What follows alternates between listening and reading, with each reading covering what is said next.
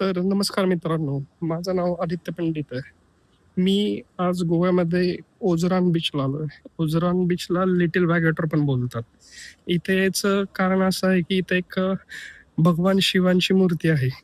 भगवान शिवांची मूर्ती बनवणारा कलाकार हा भारतीय नसून इटालियन आहे. त्याचं नाव आहे अँटोनियो कॅरोली.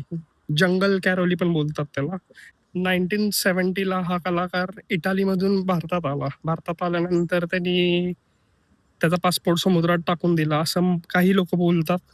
आणि 1990 मध्ये त्यांनी भगवान शिवांची मूर्ती कार्व्ह केली आणि इतकी सुबक आणि रेखीव मूर्ती आहे ना, ती आजही लोकं बघायला येतात त्या मूर्तीकडे.